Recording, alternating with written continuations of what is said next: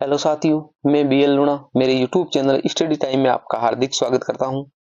पिछली जो क्लास थी उसके अंदर हमने काव्य रस के बारे में देखा, काव्य रस की जो परिभाषाएं थी उसके बारे में देखा और जो काव्य जो रस है उसके जो अंग थे उनमें से जो स्थायी भाव है हमारे शरीर के अंदर जो स्थायी रूप से जो निवास करते उनके बारे में हमने देखा। जितने स्थायी भाव होते हैं उतने ही उनके जो रस होते। तो जैसे मान लिया हमने माना है कि 9 रस होते, तो उन 9 रसों के 9 ही स्थायी भाव होते जिनको हमने पिछली क्लास के अंदर अच्छे से देखा है। और आज हम उसके आगे जो स्थायी भाव के बाद में विभाव, अनुभाव और संचारी भाव है उनके बारे में इस क्लास के अंदर अच्छे से देखेंगे।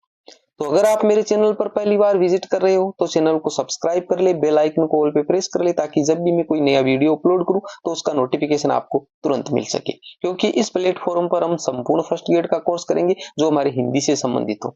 तो आप अकेले फर्स्ट ग्रेड के नहीं किसी भी एग्जाम की तैयारी कर रहे हो जिसके अंदर आपकी हिंदी भाषा लगती है और उसमें आपके व्याकरण है, काव्य शास्त्र है, हिंदी साहित्य का इतिहास है, ये सारे टॉपिक है, तो आप मेरे चैनल से नियमित जुड़ सकते हो। वीडियो में किसी भी प्रकार की आपको गलती नजर आती है, कोई डाउट लगता है तो भी आप मेरे को कमेंट कर सकते हो। किसी भी प्रकार का आपका कोई क्वेश्चन होता है तो भी आप मेरे को कमेंट कर सकते हो। बिना समय गंवाए शुरुआत करते हैं हम विभाव के बारे में। यानी विभाव को हम एक उदाहरण से समझेंगे। पहले देखो पढ़ते हैं विभाव है क्या। स्थायी भावों को जागृत करने वाले कारण विभाव है, ये आप लाइन याद कर लीजिए। स्थायी भाव क्या थे? स्थायी भाव हमने पिछली क्लास के अंदर देखे थे कि जो 9 है वो रस है, उन 9 रसों के 9 ही स्थायी भाव है। 9 रसों के 9 ही स्थायी भाव है। अब हम बात करें कि जैसे हमारे को हम बैठे हुए हैं और एक शत्रु जा रहा है, हमारा एक शत्रु जा रहा है। अब हम क्या है कि जैसे बैठे हुए और शत्रु जा रहा है तो शत्रु को देखते ही हमारे को गुस्सा आएगा। शत्रु को देखते ही हमारे को गुस्सा आएगा। तो अब देखिए गुस्सा आया, वो गुस्सा तो क्या था कि हमारे अंदर पहले से मौजूद था, वो स्थायी रूप से हमारे शरीर में मौजूद था। अब शरीर में जो मौजूद था वो एकदम से जागृत हो गया। क्यों हुआ जागृत? जागृत हुआ दुश्मन को देखने से, शत्रु को देखने से जागृत इस कारण हुआ। तो यही बात इस लाइन में कह रहा है कि स्थायी भावों को जागृत करने वाले कारण विभाव कहलाते हैं। अब वो कारण कौन थे? कारण वो शत्रु है, कारण वो शत्रु है। भाई शत्रु को हमने देखा तो ही तुम्हारे स्थायी भाव जागृत हुए। तो अब आप विभाव के बारे में अच्छे से समझ गए। दूसरा हम उदाहरण ले कि जैसे मान लिया हम बैठे हुए हैं, ठीक है, बैठे हुए हैं और सामने से एक कोई जा रहा है और वो हमारा कोई दोस्त हो या हमारा कोई प्रेमी हो, तो उससे देखते ही हमारे मन में एक प्रेम जागृत होगा। उसको देखते ही हमारे मन में एक प्रेम जागृत होगा। तो वहां पर वो दोस्त या जो प्रेमी है वो क्या है? वो विभाव है। वो क्या है? विभाव है। और हमारे शरीर में स्थायी रूप से जो निवास करने वाले जो स्थायी भाव थे वो उसे देखकर जाग गए, तो वो एक कारण हुआ। कारण हुआ। उसको जगाने का कारण कौन था? वो प्रेमी था। गुस्सा दिलाने का काम करने वाला वो शत्रु था। तो ये जो सारे वो विभाव में काउंट होंगे। तो आप अब समझ गए होंगे, स्थायी भाव को हमने अलग देख लिया और विभाव के बारे में अच्छे से देख लिया। यानी जो स्थायी भाव है उस स्थायी भाव को जागृत करने का, जो पैदा करने का जो काम करते हैं, वो जो कारण पैदा होते हैं वो कारण है, वो विभाव है। आगे देखिए, जिन दृश्यों घटनाओं को देखकर या सुनकर हृदय में सुषुप्त अवस्था में, सुषुप्त का मतलब सोए हुए है, वो सोए हुए है में निवास करने वाले स्थायी भाव जागृत और उद्दीप्त होते हैं, वह कारण रूप विभाव कहलाते हैं। तो आप विभाव के बारे में अच्छे से समझ गए होंगे कि हमारे शरीर के अंदर जो मौजूद स्थायी भाव है उस स्थायी भावों को जागृत करने वाले जो कारण है, जो हेतु है, वही क्या है? विभाव। अब इनके दो भेद किए गए। विभाव के कितने भेद किए गए? 2 भेद किए गए। एक होता है आलंबन विभाव और एक होता है उद्दीपन विभाव। तो इनको भी हम अलग अलग देख लेंगे कि आलंबन विभाव क्या है और उद्दीपन विभाव क्या है। यानी है तो वही है विभाव। अब विभाव के बारे में अच्छे से समझ गए कि विभाव वो है कि हमारे स्थायी भावों को जागृत करने का काम करते हैं। अब ये 2 प्रकार में जो पहला है वो आलंबन विभाव। अब आलंबन विभाव किसे कहेंगे और आगे दूसरा प्रकार है उद्दीपन विभाव। उद्दीपन विभाव किसे कहेंगे? देखो, जिन कारणों के द्वारा सहृदय के चित्त में स्थायी भाव जागृत होते आलंबन विभाव कहते हैं। तो कहने का मतलब हमने विभाव की जो परिभाषा पढ़ी वो विभाव ही आलंबन विभाव है। जिन कारणों के द्वारा सहृदय के चित्त में स्थायी भाव जागृत होते आलम्बन विभाव कहते हैं। जिन्हें मतलब शत्रु को देखकर हमारे प्रेम पैदा हुआ तो शत्रु है वो आलम्बन विभाव है। प्रेमी को देखकर हमारे प्यार पैदा हुआ, प्रेम पैदा हुआ तो वो प्रेमी है या प्रेमिका है, वो क्या है, आलम्बन विभाव है। तो समझ गए आलम्बन विभाव क्या है। अब देख लेते हैं उद्दीपन विभाव के बारे में। जैसे किसी शत्रु विशेष को देखकर वीर उत्साह या जागृत होना, वहां शत्रु विशेष को आलम्बन विभाव माना जाएगा, जो मैंने आपको ऊपर बता दिया। यानी आलम्बन विभाव क्या है, जो विभाव की हमने परिभाषा पढ़ी थी वो विभाव वाली परिभाषा ही आलम्बन विभाव है। यानी जो विभाव है वही आलम्बन विभाव है। जब भी हम कोई शत्रु को देखेंगे और हमारे को गुस्सा आएगा, वो जो गुस्सा आएगा वो हमारे स्थायी रूप से शरीर में मौजूद था, जो उचित कारण मिला उसे, उचित कारण क्या मिला कि वो शत्रु दिखाई दिया इसलिए वो पैदा हो गया, तो वो हमारे आलम्बन विभाव में आएगा। अब बात करते हैं उद्दीपन विभाव। ये तो हो गया आलम्बन विभाव। अब उद्दीपन विभाव क्या होगा। जागृत स्थायी भाव को उद्दीप्त करने वाले प्राकृतिक अथवा कृत्रिम उपादान उद्दीपन विभाव कहलाते हैं। जैसे अब देखिए आलम्बन विभाव तो क्या हुआ कि जैसे हमारे को गुस्सा आया और गुस्सा आने का काम क्या था कि हमने शत्रु को देखा इसलिए हमारे को गुस्सा आया। प्रेम पैदा हुआ, प्रेम पैदा होने का काम क्या था कि हमने प्रेमी को देखा। तो ये तो थे हमारे क्या आलम्बन विभाव। अब उद्दीपन विभाव, अब हमारे को इनको देखता है, शत्रु को देखता है हमारे को गुस्सा आ गया, शत्रु को देखते हैं हमारे को गुस्सा आ गया। और प्रेमी को देखते हैं हमारे में प्रेम या प्यार पैदा हो गया, तो ये तो थे आलम्बन। अब उद्दीपन क्या कह रहा है कि जागृत स्थायी भाव, अब जागृत हो गए, क्या जागृत हो गया, इधर गुस्सा जागृत हो गया, प्रेमी को देखकर इधर प्रेम या प्यार जागृत हो गया।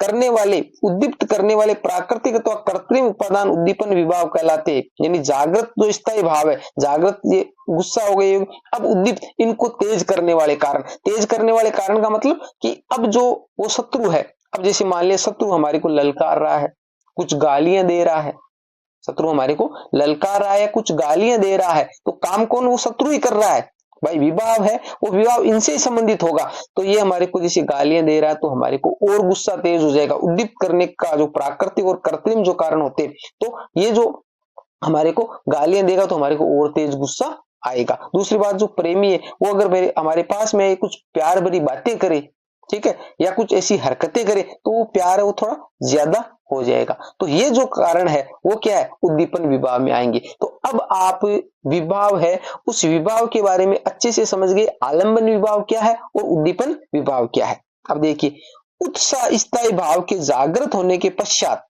भाई जैसे उत्साह वीर रस का है, तो इस उत्साह स्थायी भाव के जागृत होने के पश्चात रणभूमि में रणभेरी का बजना। जैसे मान लिया हमने देखा कि शत्रु है हमारा और हमारे में एक उत्साह जागृत हो गया, हमारे को गुस्सा आ गया, उत्साह जागृत हो गया हमारे में, अब क्या होगा, वहां पर रणभेरी देखा हमने कि जैसे लड़ाई के टाइम होता है कि जैसे जोश वाले गाने बजते तो हमारे में थोड़ा और जोश आ जाता है, आता है या नहीं आता। तो ये कह रहा है रणभूमि में रणभेरी का बजना, देशभक्ति गीतों का संगीत सुनाई देना तथा शत्रु के द्वारा ललकारना, अपशब्दों का प्रयोग करना, स्वाभिमान को चुनौती देना आदि, जो मैंने बातें आपको ऊपर बता दी, ऐसी जो क्रियाएं होगी जो उसके द्वारा की जाएगी, जो आलम्बन विभाव है उस आलम्बन विभाव के द्वारा ये क्रियाएं की जाएगी, वो सारी क्रियाएं उद्दीपन विभाव में काउंट होगी। तो आलम्बन और उद्दीपन दोनों के बारे में आप अच्छे से समझ गए। अब उद्दीपन विभाव के दो प्रकार है, कौन कौन से हैं, एक है प्राकृतिक और एक है कृत्रिम। जो मैंने आपको बताया, एक तो प्राकृतिक जो प्रकृति द्वारा होगा और एक कृत्रिम जो बनाया जाएगा, ठीक है। अब प्राकृतिक की और कृत्रिम के बारे में आप समझ ले कि जैसे प्रेम की बात करें हम, तो एक प्रेमी है, उसको देखकर हमारे मन में प्रेम जागृत हुआ। अब प्रेम जागृत हुआ और हम एक पार्क में बैठे हुए और उस पार्क में ऐसा मौसम है कि नॉर्मल जैसे अभी बादल छाए हुए और थोड़ी देर बाद में ऐसी ठंडी हवाएं चलने लगती है, मंद मंद पानी की बूंदें गिरने लगती है, बरसात होने लगती है, तो वो एक प्राकृतिक हो गया, क्योंकि प्रेमी पास में बैठा और ऐसा माहौल हो जाए तो फिर वो प्यार थोड़ा और बढ़ जाता है। और कृत्रिम का मतलब ये हो गया कि जैसे मान लिया वो आए प्रेमी और उसने अच्छे से श्रृंगार कर रखा है, अच्छे वस्त्र पहन रखे हैं, अच्छा मेकअप कर रखा है, तो वो हमारे को और थोड़ा सुंदर लगेगा। तो कृत्रिम का मतलब जो हम खुद से करते हैं और प्राकृतिक जो प्रकृति करती है। तो ये दो उद्दीपन विवाह में आते हैं। अब बात करें हम आगे, आलंबन की चेष्टाएं विभाव, इसको अच्छे से समझ लेना, ये मोस्ट है क्वेश्चन, कई बार एग्जाम में पूछा गया और विद्यार्थी कंफ्यूजन हो जाता है। आपसे पूछा जाएगा आलंबन की चेष्टाएं है, विभाव, अनुभाव, संचारी भाव, स्थायी भाव, ऐसे ऑप्शन आएंगे। तो अब देखिए इसको आप समझ जाओगे तो फिर दिक्कत नहीं होगी। ये कह रहा है आलंबन की चेष्टाएं विभाव, आलंबन की चेष्टाएं विभाव का मतलब हो गया कि जो आलंबन है उसकी जो क्रियाएं है, आलंबन की जो क्रियाएं, तो हमने ऊपर देखा है, एक हमने देखा आलंबन विभाव, आलंबन विभाव, और एक देखा है उद्दीपन विभाव, उद्दीपन विभाव। तो ये कह रहा है कि जो आलंबन, आलंबन की जो चेष्टाएं हैं, आलंबन जो क्रियाएं करेगा, आलंबन कौन था, जो जैसे मान लिया शत्रु था, तो वो शत्रु के द्वारा जो क्रियाएं की जाएगी तो वो क्या है, आलंबन की चेष्टाएं विभाव में आएगी, क्योंकि आलंबन विभाव होता है और उद्दीपन विभाव होता है, तो विभाव में काउंट होगी, वो किस में काउंट होगी, विभाव में।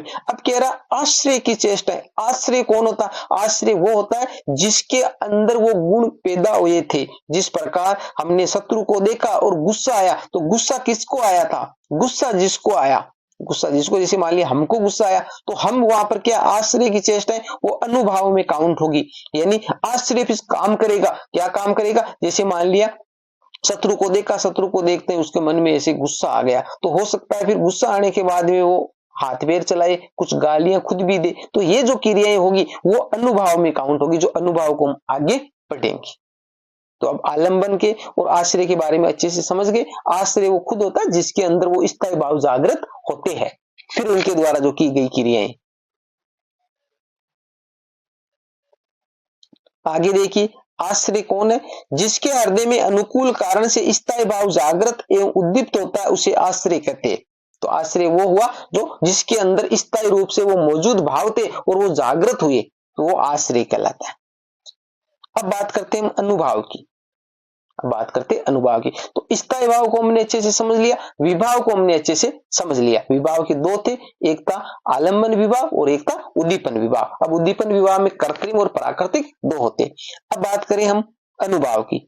जिन भावों से ये ज्ञात होता है कि आश्रय में रस उत्पन्न हुआ, अनुभाव कहलाता है। अनुभाव के लिए संस्कृत में दो परिभाषाएं प्रचलित है। अब देखिए अनुभाव को समझते हैं। परिभाषा में क्या कह रहा है, जिन भावों से ये ज्ञात होता है कि आश्रय में कौन सा रस उत्पन्न हुआ। अब आश्रय तो कौन हुआ कि वो जिसके अंदर स्थायी रूप से भाव को पैदा थे। अब उनने शत्रु को देखा और शत्रु को देखता है इसको गुस्सा आया।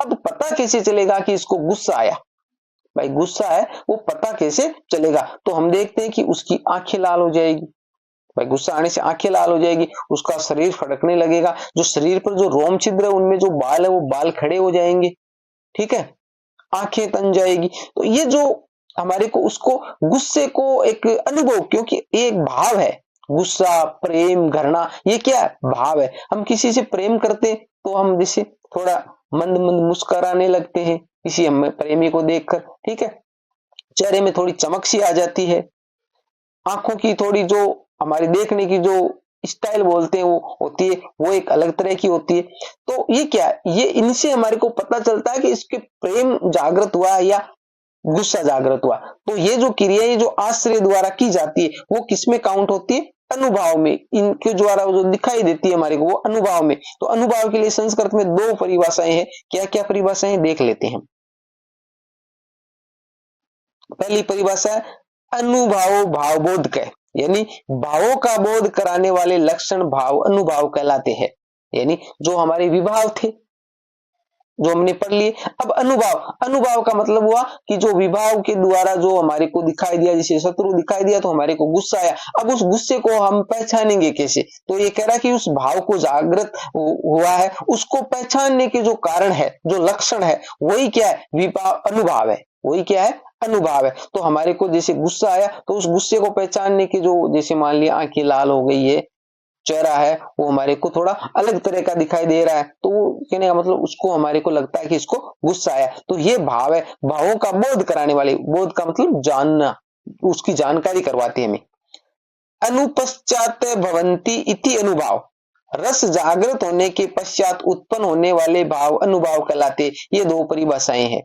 इसकी भी यही है कि रस जागृत रस, जैसे मान लिया भाई श्रृंगार रस है, तो श्रृंगार रस का जो स्थायी भाव है वो रति है, स्थायी भाव रति है। तो श्रृंगार जागृत हुआ तो वो श्रृंगार है, वो श्रृंगार हमारे को क्या है, एक प्रेम पैदा करता है। तो वो प्रेम हमारे को दिखाई देता है, मंद मंद मुस्कुराते हैं, ठीक है, चेहरे में जो लालिमा आ जाती है। तो वो क्या है, उस रस जागृत होने के बाद में जो क्रियाएं जो हमारे को नजर आती है वो क्या है, अनुभव में काउंट होती है।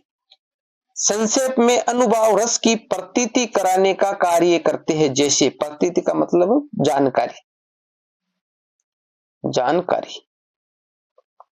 तो संक्षेप में हम क्या कह सकते हैं कि अनुभव रस की प्रतीति यानी रस की जानकारी हमें होती है कि इसके अंदर कौन सा रस पैदा हुआ है, कौन सा रस पैदा हुआ है। जैसे आगे देखते हैं, जैसे श्रृंगार की बात हुई है यहाँ पर, रति नामक स्थायी भाव जागृत होने पर, जो रति है, क्योंकि जो श्रृंगार है उस श्रृंगार का जो स्थायी भाव है श्रृंगार रस है और उसका स्थायी भाव है वो रति है। तो रति नामक स्थायी भाव जागृत होने पर आश्रय का स्तंभ होना, एक जगह ऐसे खड़ा रह जाता है।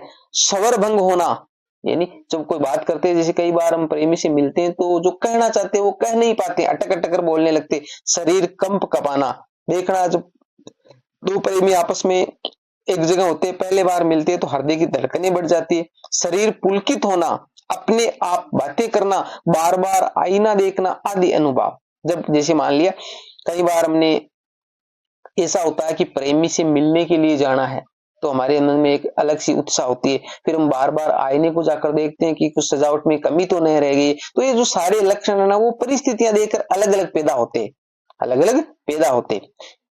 तो अब आप समझ गए कि विभाव क्या है, स्थायी भाव क्या है और अनुभाव क्या है। स्थायी भाव वो है जो हमारे शरीर में पहले से मौजूद है, जो उचित कारण पाकर पैदा होते। अब उचित जो कारण होते हैं वो विभाव में काउंट होते।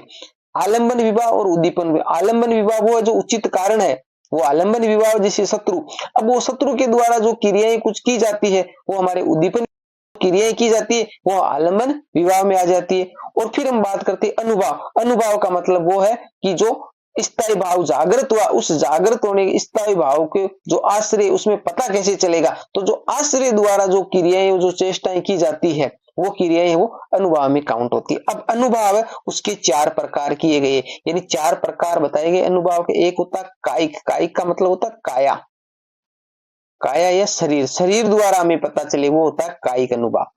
वे अनुभाव जो आश्रय की काया से अभिव्यक्त होते हैं, जिन पर मनुष्य का नियंत्रण संभव है। जैसे क्रोध नामक स्थायी भाव जागृत होने पर हाथ पैर चलाना। कायिक अनुभाव का मतलब है जब क्रोध है वो स्थायी भाव था, हमारे पहले से हमारे शरीर में मौजूद था, जो हमने विभाव जो शत्रु देखा तो हमारे को क्रोध आया। अब क्रोध आने के बाद में हम कोई क्रियाएं करेंगे, जैसे मान लिया अब चेहरा लाल हो गया, तो कई बार ऐसा भी तो होता है कि जैसे चेहरा लाल हो गया, अब उस पर हम कंट्रोल भी कर सकते हैं, भाई शांत रह सकते हैं। हमारे को गुस्सा आ रहा है, कई बार ऐसा होता है कि कोई हमारे को सामने से गालियां दे रहा है और हमारे को भी गुस्सा आ रहा है, पर हमने कंट्रोल कर रखा है कि हम गालियां नहीं निकाल रहे। बाकी हम भी, आगे वाला हमारे को अगर गाली दे तो हम भी वापस गाली दे सकते हैं जब गुस्सा है तो गुस्सा तो आ जाता है, परंतु उस पे हम कंट्रोल कर सकते हैं। जरूरी नहीं है आगे वाला हमारे को गाली दे तो हम भी गाली दे, आगे वाला हमारे को मार रहा है तो हम भी वापस मारने लग जाएं। तो गुस्सा तो आता है हमारे को, फिर भी हम उस पे कंट्रोल कर ले। तो जो कायिक अनुभाव होता है तो शरीर द्वारा की जाती है, उस पे कंट्रोल किया जा सकता है। इसको हम ऐसे मान ले कि सामने वाला जैसा करे तो जरूरी नहीं हम वैसा ही करें। वाचिक अनुभाव वो वाणी से हो। आश्रय की वाणी से अभिव्यक्त होने वाले अनुभाव, जैसे रति नामक स्थायी भाव जागृत होने पर वियोग श्रृंगार में अपनी वेदना को वाणी से अभिव्यक्त करना। यानी जब ये कह रहा है कि रति नामक स्थायी भाव है, उसके अंदर हमने देखा संयोग श्रृंगार होता है और वियोग श्रृंगार होता है। तो वियोग के अंदर क्या होता है कि अपनी वेदना को वाणी से व्यक्त करना। वियोग श्रृंगार में जैसे मान लिया हम रोते कुछ बातें बोलते हैं, तो वो वियोग श्रृंगार के अंदर है जो वाणी के द्वारा व्यक्त की जाती है। आहार्य अनुभाव, आहार्य का मतलब वेशभूषा, जो वस्त्र आभूषण है वो। वस्त्र और आभूषण से व्यक्त होने वाले अनुभाव आहार्य अनुभाव कहलाते, जैसे संयोग श्रृंगार की व्युत्पत्ति के समय आश्रय द्वारा मनोहर वस्त्र धारण करना और आकर्षक आभूषण धारण करना, और करुण रस की व्युत्पत्ति के समय सफेद वस्त्र धारण करना, श्रृंगार के उपादानों का त्याग करना। यानी आहार्य का मतलब वस्त्र। और हमने देखा है कि जैसे किसी के शादी का माहौल होता है तो अच्छे नए नए कपड़े पहने हुए होते तो हमें खुशी का माहौल नजर आता है। और वही अगर जैसे गमगीन, ऐसा मान के चलिए कि जैसे हम रास्ते से जा रहे हैं और हमने टेंट लगा हुआ देखा, तो कई बार सफेद टेंट लगा हुआ रहता है ना, तो उस टेंट को देखते ही हमारे मन में आ जाता है कि शायद यहाँ पर किसी की मृत्यु हुई है। और वही रंग बिरंगा अगर टेंट हो तो हमें पता चलता है कि यहाँ पर कोई खुशी का माहौल है, शादी होगी या कोई और प्रोग्राम होगा। तो वो क्या, उसको देख कर ही पता चलता। ऐसे ही कपड़ों से पता चल जाता है। जैसे जो एक तो सधवा स्त्री होती है और एक विधवा स्त्री होती है। तो विधवा स्त्री वो सफेद कपड़े पहनती है तो उससे हमें पता चल जाता है, वो श्रृंगार नहीं करती है कि भाई ये विधवा है। और एक सधवा होती है वो साज श्रृंगार करके रहती है। तो वो क्या, उनके कपड़ों से, उसकी वेशभूषा से, उसके आभूषणों से पता चलता है।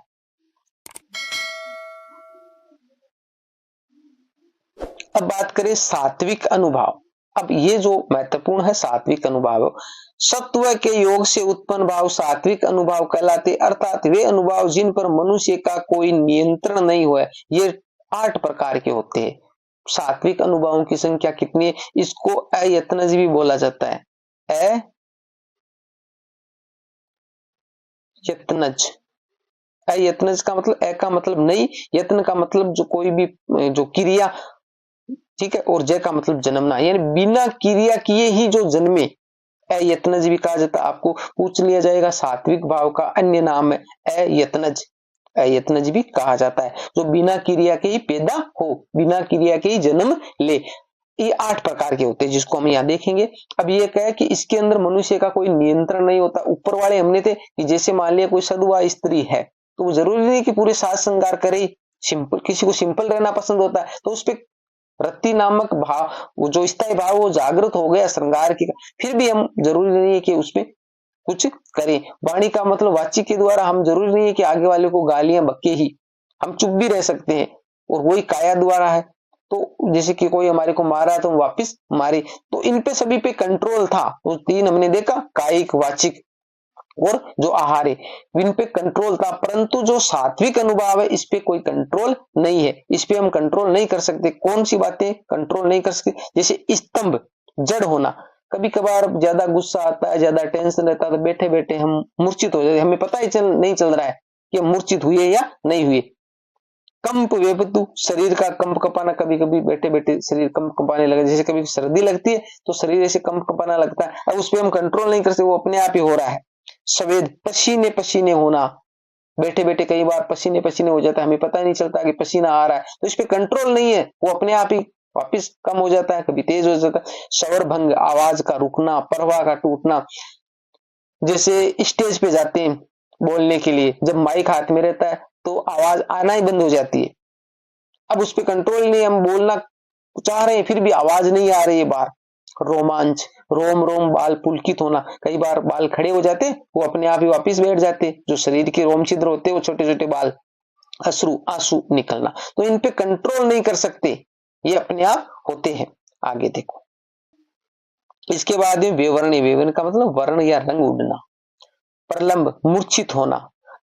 नोट, सात्विक भावों को अयत्नज भी कहा जाता है, जो मैंने आपको ऊपर बता दिया है। बिना यत्न के, बिना कुछ किए पैदा हो, उसको अयत्नज बोला जाता है। अब देखो ये जो 8 है, इन 8 को आपको रटना है, ये मोस्ट है। क्यों रटना है वो मैं भी आपको बताऊंगा।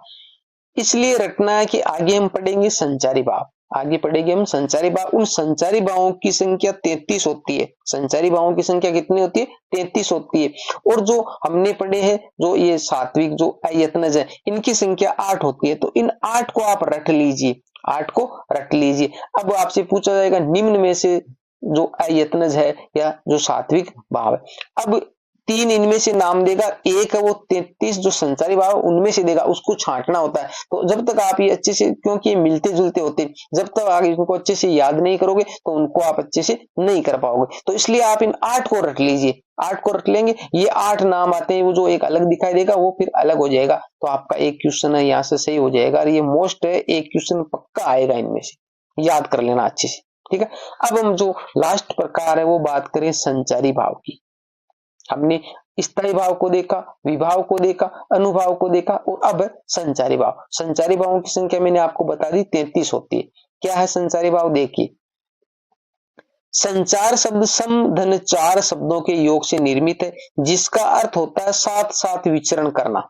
संचार का मतलब है साथ साथ चलना। साथ किसके चलेंगे, जो हमारे स्थायी भाव है, अर्थात वे भाव जो प्रधान मनोविकार का अल्पकाल के लिए संयोग करके तिरोहित हो जाते हैं, संचारी भाव कहलाते हैं। अल्पकाल का मतलब जैसे ये पानी में उठे बुदबुदे की तरह है। पानी होता है तो पानी में क्या होता है, बुदबुदा उठता है और फिर खत्म हो जाता है, फिर उठता है फिर खत्म हो जाता है। तो ये इसको इसलिए व्यभिचारी भाव भी बोला जाता है। व्यभिचारी का मतलब होता है जो अलग अलग जगहों पर जो अपना संपर्क स्थापित करे, ठीक है। उनकी स्थिति पानी के बुदबुदे के समान होती है। संचारी भाव को व्यभिचारी भाव भी कहा जाता है, क्योंकि एक संचारी भाव का संबंध अनेक रसों के से स्थापित किया जा सकता है। मैंने आपको बताया कि संचारी भाव को व्यभिचारी भाव कहते हैं। व्यभिचारी भाव कहना मतलब जो एक रस होता है, उस एक रस से जो संचारी भाव है उसका संबंध अनेक रसों के साथ हो सकता है। जो एक संचारी भाव है उसका संबंध अनेक रसों के साथ में हो सकता है। अलग अलग रसों के साथ में ये पैदा होता है और वापिस समाप्त हो जाता है, कुछ समय के लिए, अल्पकाल के लिए पैदा होता है। संचारी भाव रस की पुष्टि करने का कार्य करते हैं। संचारी भाव क्या करते, रस की पुष्टि करने का कार्य करते। अब जो संचारी भाव है उन संचारी भावों की संख्या 33 है। वो 33 संचारी भाव कौन कौन से, देखिए।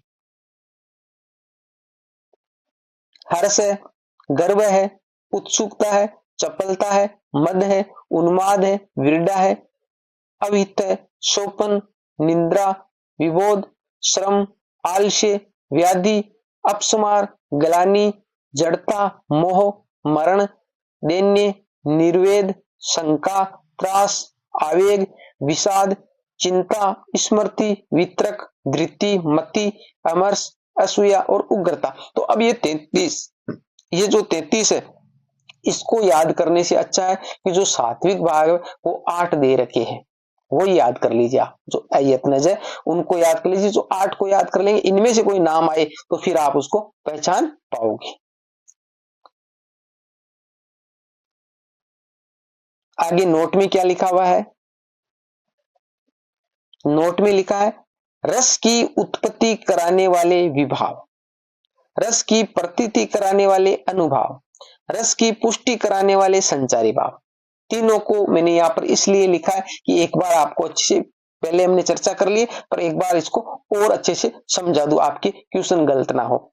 रस की उत्पत्ति कराने वाले, रस की उत्पत्ति का मतलब जो हमारा एक स्थायी भाव था, स्थायी भाव था, शरीर में पहले से मौजूद थे, उसको उत्पन्न करने का जो काम करते, उत्पन्न करने का काम विभाव। जैसे मान लिया हमारे को गुस्सा है तो गुस्सा दिलाने का काम शत्रु ने किया, तो वो शत्रु क्या, विभाव है। तो रस की उत्पत्ति कराने वाले विभाव, यानी रस उत्पन्न कैसे हुआ, भाई वो तो स्थायी रूप से हमारे शरीर में था, पर वो उस शत्रु को देकर उत्पन्न हुआ, तो वो शत्रु जो कारण है वो विभाव है। तो रस को उत्पन्न कराने वाले वो विभाव कहलाते, रस को उत्पन्न कराने वाले विभाव कहलाते। रस की प्रतीति कराने वाली, रस की कौन सा रस जागृत हुआ उसकी जानकारी कैसे होगी, तो वो कार्य, क्योंकि जिसके हृदय में ये जागृत होगा तो वो कुछ क्रियाएं करेगा। जैसे गुस्सा आया तो गुस्सा आया तो उसकी आंखें लाल हो जाएगी, उसकी आंखें लाल हो जाएगी। जिसको गुस्सा आएगा उसका चेहरा है वो फड़फड़ाने लगेगा। तो वो जो प्रतीति जानकारी कराने वाले, वो जानकारी में किससे हुई, वो अनुभाव कहलाते। वो क्या कहलाते, अनुभाव कहलाते। और रस की पुष्टि कराने वाले वो संचारी भाव कहलाते। तो ये जो अलग अलग सारे हैं वो आप अच्छे से याद कर लीजिए। उत्पत्ति कराने वाले विभाव है, प्रतीति कराने वाले अनुभाव है, और पुष्टि कराने वाले है वो संचारी भाव है।